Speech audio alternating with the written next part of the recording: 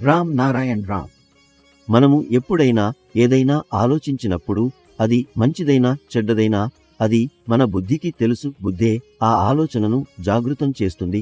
మనం రామ్ నారాయణ్ రామ్ అనే నామాన్ని జపించినప్పుడు బుద్ధికి ఆహారం లభిస్తుంది. అందుకే మీరు ధ్యానం చేస్తే మొదట బాహ్య ఆలోచనలు వస్తాయి, కానీ కొంతసేపటికి అవి తానే పోతాయి. ఇకపై ఎలాంటి ఆలోచన రావడం ఆగిపోతుంది.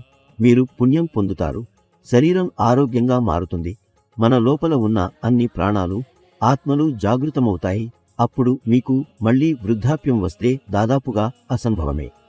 మనందరికీ ఇచ్చా మరణం అనే హక్కు ఉంది, కానీ చెట్లు, మొక్కలు, సూర్యుడు, నీరు, గాలి, భూమికి అలాంటి హక్కు లేదు. వాటికి మరణించక తప్పదు. ఎందుకంటే అవి విశ్రాంతి తీసుకోలేవు, నిద్రపోలేవు. వాటికి ఆ హక్కు లేదే. కానీ మనిషికి ఇవన్నీ చేయగల హక్కు ఉంది.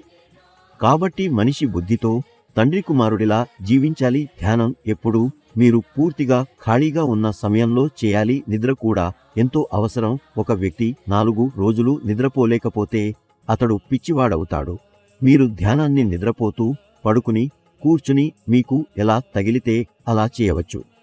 మనిషి ఎవరూ నిజంగా కర్మ చేయడు. చెట్లు, మొక్కలు కట్ చేసి మనిషి ఇల్లు కడతాడు. మరి ఆ చెట్లు, మొక్కలు ఎక్కడికెళ్ళాలి? అందుకే ప్రకృతిని గౌరవించండి. భయపడాల్సి వస్తే ప్రకృతిని మరియు మీ స్వంత బుద్ధిని భయపడండి. బుద్ధి యొక్క అసలైన పేరు రామ్ నారాయణ్ రామ్. జీవితంలో ఎవరినీ భయపడకండి, ఎందుకంటే ఈశ్వరుడు, అల్లా మన సేవకులు. ఆకాశం, నీరు, భూమి కూడా మన సేవకులే. హిందూ ముస్లింలకు రక్తం ఒకటే, ఇద్దరికీ ప్రకృతి ఒకటే. మరి మనల్ని వేరుచేసింది ఎవరు? ప్రకృతి యొక్క రాజ్యాంగం, ఆలోచన, విద్య, పునాది ఇవన్నీ అందరికీ సాధ్యమే. అవన్నీ ఉచితంగా లభిస్తున్నాయి. ఎవరూ ఏ మతంతోనూ పుట్టలేదు. అందరూ ఆకాశ మతంతోనే పుట్టారు. బుద్ధే మన దేవుడు. మరి ప్రత్యేక మతం అవసరమేంటి? భూమి మీద ఇన్ని మతాలు ఉండి కూడా ప్రజలు ఆకలితో ఉన్నారు. నివసించడానికి ఇళ్లు లేవు, స్కూల్స్ లేవు, కాలేజీలు లేవు, హాస్పిటల్స్ లేవు. ఇది ఎలా మతం? మనకు సేవ చేయలేని మతం మతంగా ఉండకూడదు.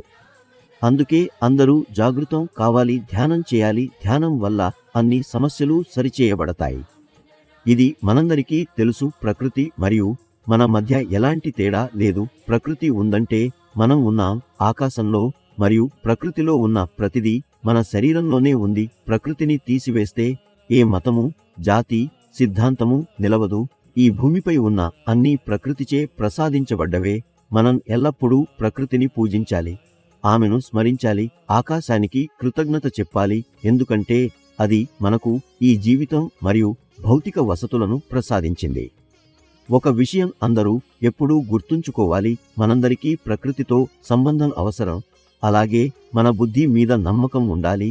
ఇది అన్నీ సాధ్యపడతాయి. రామ్ నారాయణ్ రామ్ నామంతో అనుసంధానం వల్ల ఇది ఒక సంపూర్ణ బీజ మంత్రం. ఇది మీ జీవిత దిశ మరియు దశ రెండింటినీ సానుకూలంగా మార్చుతుంది.